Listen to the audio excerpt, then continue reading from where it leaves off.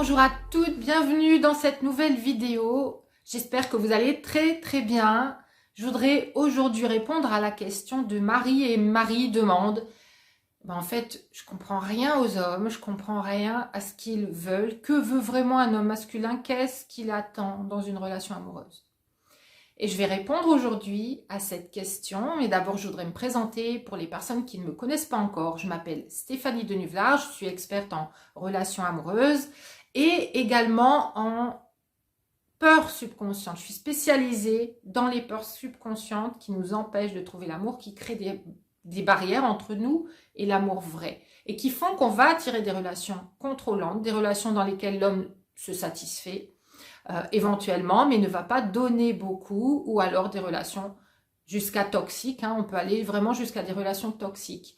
Quand on est prise par ces peurs de l'abandon, qui créent de la dépendance affective, la peur du rejet, la peur du jugement, et en tout cas la peur de ne pas être intégré dans une relation qui nous conviendrait parfaitement pourtant. Bonjour Fanny, bienvenue. J'espère que vous allez très bien.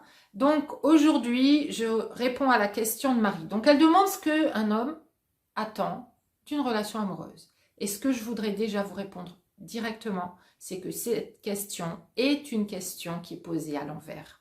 Et c'est souvent ce qu'on fait, on pose les questions à l'envers, on se pose à soi-même les questions à l'envers, et c'est pour ça qu'on a des résultats qui sont inverses à ce qu'on désire. Et en fait, pourquoi c'est une question qui est posée à l'envers? Bonjour Emmanuel, bienvenue. Tout simplement parce que un homme dans une relation, ce qu'il veut, c'est une femme qui sait ce qu'elle veut. C'est une femme qui est ancrée dans son pouvoir féminin, dans ce que j'appelle l'énergie du féminin lumineux. C'est une femme qui sait ce qu'elle veut, qui a posé des objectifs et qui elle-même veut répondre à ces objectifs. Donc quand vous vous posez la question, qu'est-ce que veut un homme dans une relation? Eh bien, vous êtes en train de vous demander ce qu'il veut lui. Pourquoi? Tout simplement parce qu'on a envie de correspondre à ses attentes. Bonjour Karine, bienvenue. On a envie de répondre à ses attentes. Dites-moi d'ailleurs si vous avez des questions, si vous avez des commentaires au fil du live. Profitez-en pendant qu'on est en live. Posez vos questions. Comme ça, je pourrais vous y répondre de vive voix. Dites-moi aussi si ce que je vous explique correspond à des situations que vous vivez. Donc, quand vous vous demandez ce que l'homme veut vraiment, c'est qu'à un moment donné, en fait, et je l'ai fait moi-même, à un moment donné, on se dit, mais il n'y a rien qui fonctionne, mais qu'est-ce qu'ils veulent vraiment? Parce que tout ce que je fais, apparemment, ça ne va pas. Apparemment, ce n'est pas ce qu'il faut. Apparemment, les hommes ne peuvent pas s'attacher à moi, ils ne peuvent pas avoir vraiment envie de se rapprocher de moi quand je fais les choses d'une certaine façon. Donc, si je savais ce qui est dans leur tête et ce qu'ils veulent, eh bien, je pourrais le faire. Et en fait, quand vous êtes en train de vous poser cette question, c'est exactement la mauvaise question, parce que ce que l'homme veut, c'est que vous arrêtiez de vous demander ce qu'ils veulent et que vous commenciez à vous demander ce que vous voulez, vous. Ok? Est-ce que ça vous parle? Est-ce que ça vous éclaire dans une autre optique, dans une autre façon de voir les choses? Quand vous abordez les hommes et que vous avez eu des échecs qui sont récurrents, et je sais ce que c'est, je sais ce que ça représente, je sais ce que ça crée à l'intérieur de soi. C'est vraiment cette idée qu'il y a quelque chose, qu'on n'est pas suffisante, qu'on n'est pas assez, qu'il y a quelque chose qui manque, ou qu'il y a quelque chose qu'on ne fait pas bien. Et en fait, en général, on est une femme qui réfléchit, voilà, c'est vraiment les personnes avec lesquelles je travaille. De toute façon, c'est toujours le profil. Ce sont des femmes, en fait, qui savent mener des projets, qui savent faire les choses, qui savent réfléchir pour avoir un résultat, qui bien souvent sont dans des carrières où justement leur mental, leur réflexion fonctionne beaucoup. Ce sont des femmes qui sont très logiques, qui ont une bonne logique, une bonne clarté, mais quand il s'agit des hommes, la clarté se perd. On n'arrive plus à être logique, on ne comprend plus ce qui se passe. Ok? Donc, dans ces cas-là, c'est que vous êtes exactement dans une énergie qui est extérieure à vous-même, ou alors vous êtes dans votre énergie masculine vous-même, en train de vous poser les mauvaises questions. Donc, si vous vous posez cette question, c'est que justement, vous avez déjà perdu votre pouvoir personnel, Marie. Vous avez déjà perdu votre pouvoir personnel.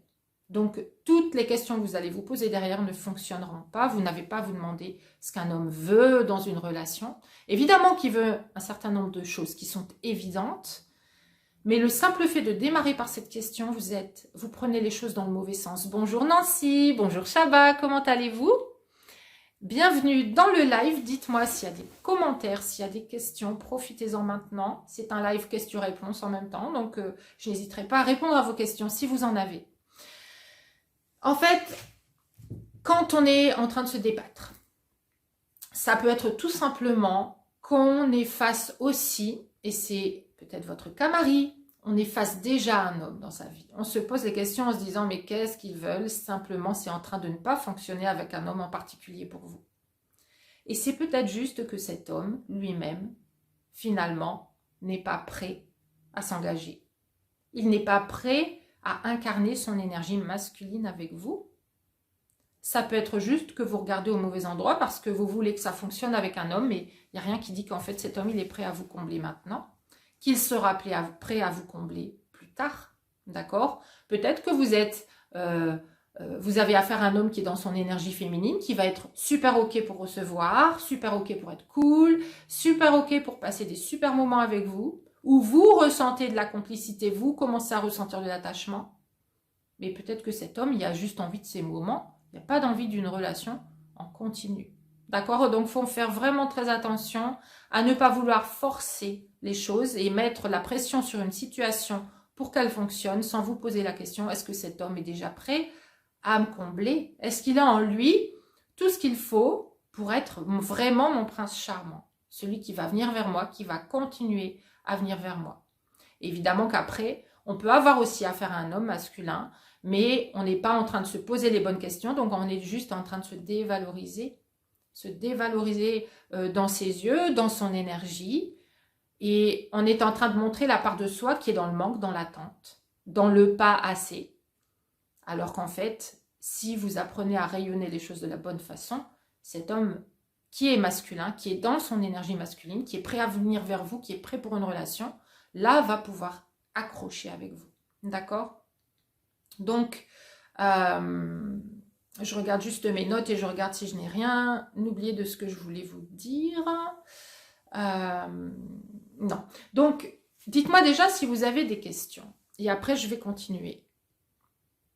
Donc, bonjour Stéphanie, merci à vous pour tout ce que vous nous transmettez avec plaisir. Camille, et bienvenue. Bienvenue aussi à Maëssa. Bonjour Nancy. Donc, comment sortir des croyances qui nous amènent inévitablement dans ces fonctionnements?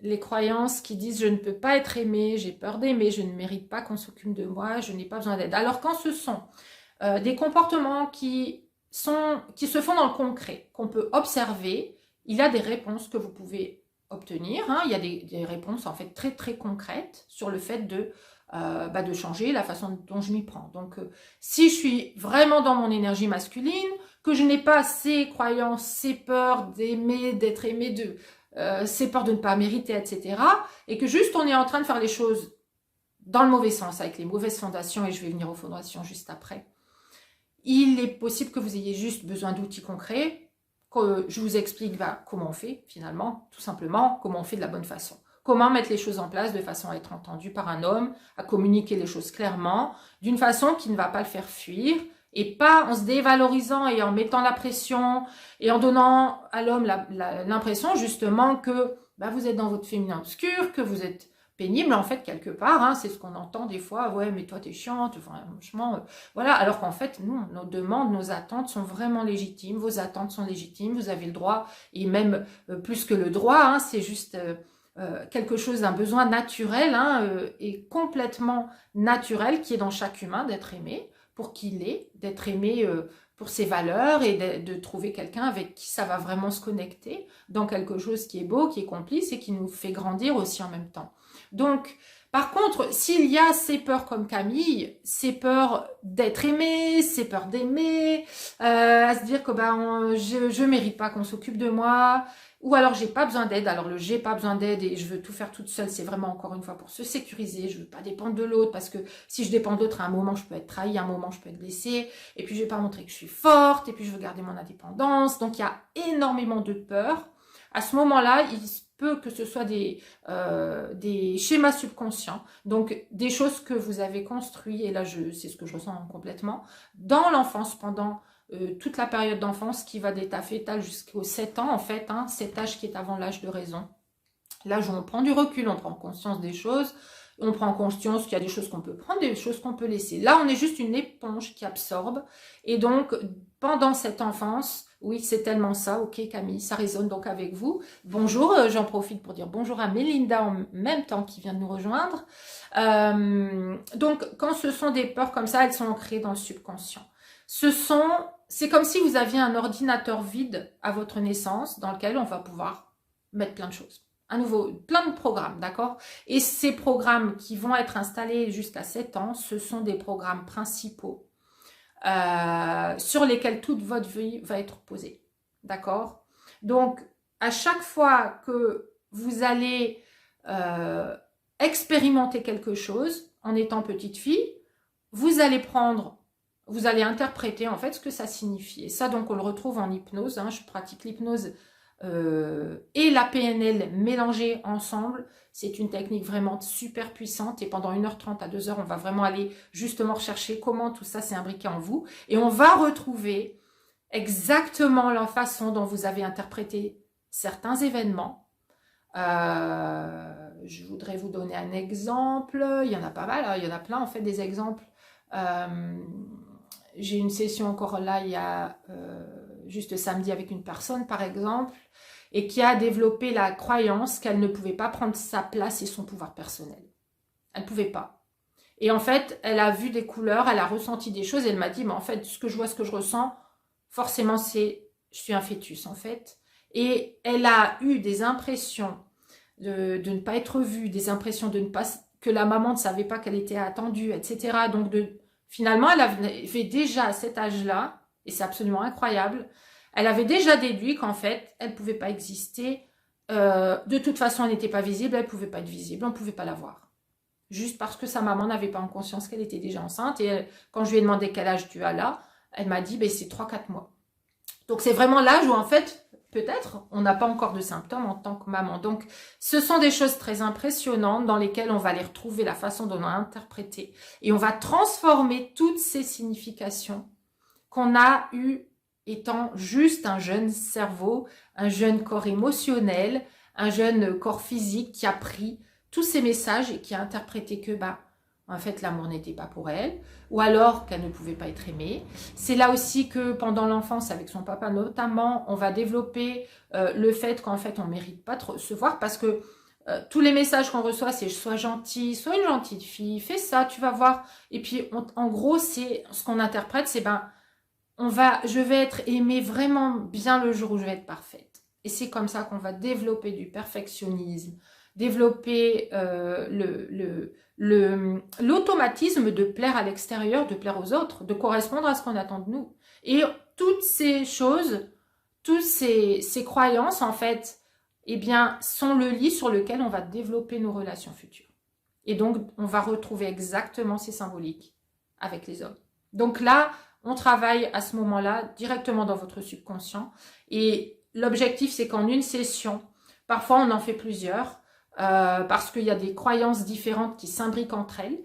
Et donc, on va enlever ces couches, ces fils de tissu qui trament en fait toute votre vie amoureuse après. On va enlever en fait ce qui vous empêchait de croire vraiment à l'amour, de croire vraiment que vous étiez quelqu'un qui méritait, parce que vous êtes quelqu'un qui mérite l'amour, c'est une évidence. Moi, je le sais, je suis là pour vous reconnecter à cet état justement de certitude en vous, de sûreté de vous, de confiance en vous, et puis de ressenti d'abondance, de joie. Là, la personne avec laquelle justement je conversais comme ça sous hypnose samedi, c'est une personne qui a jamais ressenti la joie, en fait, qui fait tout parce que de façon à être acceptée, et puis elle se met en réserve, et c'est souvent ça, on se met en réserve, et puis on n'accepte pas non plus toutes les parties de soi, mais surtout on s'empêche de se connecter à la joie et à l'abondance.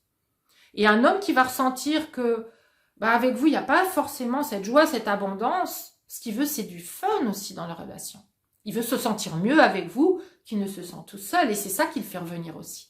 Donc, ça passe par transformer ces peurs pour arrêter en fait de les transcrire dans ce que vous vivez, dans vos comportements, tous ces comportements qui reflètent le manque, qui reflètent un peu le stress, l'angoisse, qui reflètent la peur, sont des comportements qui de toute façon émane d'une énergie qui est une énergie de manque, hein, d'une énergie dans laquelle on est en attente de quelque chose qui va nous combler, de quelque chose qui va nous remplir. Et aucun homme ne veut être là pour remplir les besoins de quelqu'un, comme vous ne voudriez pas en fait rencontrer un homme qui a toujours besoin de vous, qui a besoin que vous soyez là, et quand vous n'êtes pas là, il est perdu, etc. D'accord? Donc dites-moi déjà si ça résonne, mettez-moi un petit pouce, un petit cœur si ça résonne. Voilà, donc j'espère avoir vraiment donné une bonne description complète, Camille, pour vous expliquer que parfois c'est juste dans nos comportements.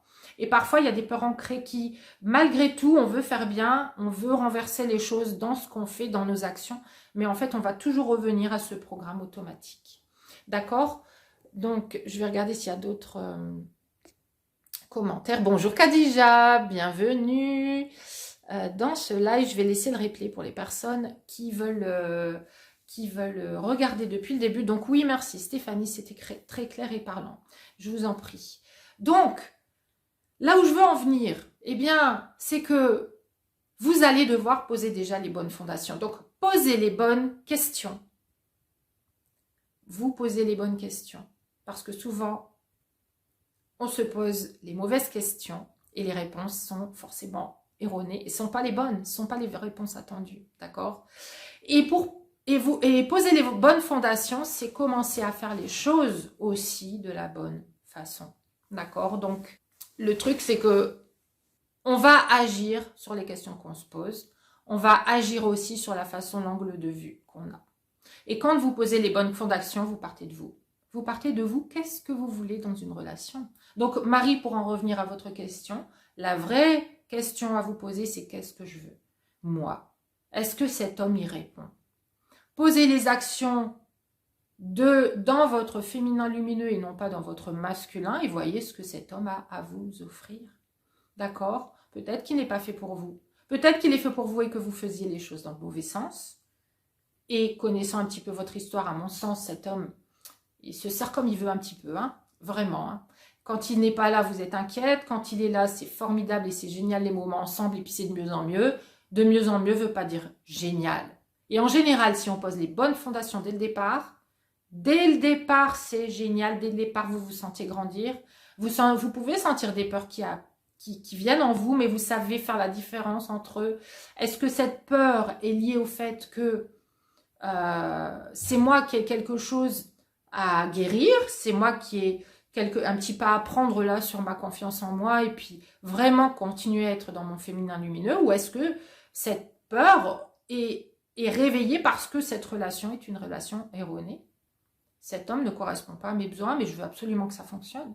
Mais là, vous êtes en train d'être dans cette spirale descendante où de toute façon, vous allez vous prouver que ça ne fonctionne pas pour vous, sans vous demander si justement cet homme est fait pour vous. Donc la vraie question, la vraie bonne question à vous poser dans le bon sens, c'est pas qu'est-ce que veut un homme, c'est est-ce que cet homme répond à mes besoins. Donc commencez par vous demander ce que vous voulez, vous, dans une relation. Oui, tout à fait, c'est même terrible de se voir répéter et répéter. Donc là, pour vous, il y a des schémas subconscients, à mon avis. Il y a des schémas automatiques, donc ça peut être résolu. Je vous invite, si vous le souhaitez, à me contacter en MP pour que je vous explique comment ça peut fonctionner pour enlever ces schémas à l'origine et voir quelles sont ces peurs terrifiantes. Hein. C'est vraiment terrifiant. Quand ça se réveille, on est dans notre féminin obscur et c'est là qu'on va vraiment tout faire à l'envers. Donc, si vous avez envie, si vous souhaitez voir quelle est la racine de ces peurs, vraiment la cause racine, et la transformer en pouvoir personnel, voilà, vous avez mon Facebook perso, donc vous pouvez me demander par Messenger d'avoir une conversation avec moi. Et Shaba qui dit « Ma peur dans les rencontres en ce moment, c'est plus j'ai peur qu'ils ne me plaisent pas. » Oui, vous avez fait énormément de travail sur vous, vous avez transformé beaucoup de choses. Donc maintenant, shiftez ça, Shaba. Au lieu de vous dire « J'ai peur qu'ils ne me plaisent pas », dites-vous « Je m'ouvre à la personne qui va vraiment me plaire, elle est déjà là en train d'arriver. » Qui est cette personne qui va tellement me plaire? Ouvrez-vous, shiftez votre énergie, allez de oh, « J'ai peur que à... » C'est génial, c'est en train d'être fait, c'est génial. Oh, je suis curieuse. Et là, vous êtes dans votre énergie féminine, dans votre intuition, dans votre connexion à l'abondance. Et c'est faire un clin d'œil et l'univers vous fait un clin d'œil en retour. Ah ouais, ok, je vois que tu es prête. Tant que vous avez peur, vous n'êtes pas prête. Oui, je vais vous contacter, merci, avec plaisir Camille. Voilà, donc si vous aussi avez des questions, vous qui regardez le live ou le replay ou qui êtes sur YouTube en train de regarder cette vidéo, n'hésitez pas à commenter, n'hésitez pas à mettre un petit pouce, à vous abonner à la chaîne et à cliquer sur la petite cloche pour recevoir toutes les vidéos dès qu'elles sortent, avoir la petite notif qui vous dit que la nouvelle vidéo est sortie. Merci, j'entends, avec plaisir Chaba, je vois que vous avez capté le truc, donc voilà, tout est question de comportement, mais aussi d'énergie. Parfois, ça se coince dans le subconscient. Quand ce sont des schémas répétés, des résultats répétés que vous vivez, que c'est du réchauffé, que vous en avez ras-le-bol, il y a quelque chose à changer, j'ai vos solutions, je peux vous garantir. Je sais ce qu'il en est. J'ai vu tellement de centaines de femmes que je peux vous garantir que je vois les schémas, j'ai le recul que vous n'avez pas quand vous êtes dans cette situation. Donc, n'hésitez pas, si vous avez envie aussi de réserver un appel directement avec moi pour en discuter ensemble et voir quels sont vos blocages et comment vous pouvez changer les choses. Il y a des formules différentes et j'aime bien vous avoir au téléphone pour être sûr que la formule que vous allez choisir sera exactement celle qui est conforme à tous vos besoins et que vous allez tout transformer le plus rapidement et le plus efficacement possible en vous posant maintenant les bonnes questions et évidemment en ayant les bonnes réponses. J'espère que cette vidéo vous a plu, vous a inspiré. Je vous souhaite une excellente et formidable journée lumineuse, pleine de lumière, une excellente semaine également. Et je vous dis à très bientôt. Ciao!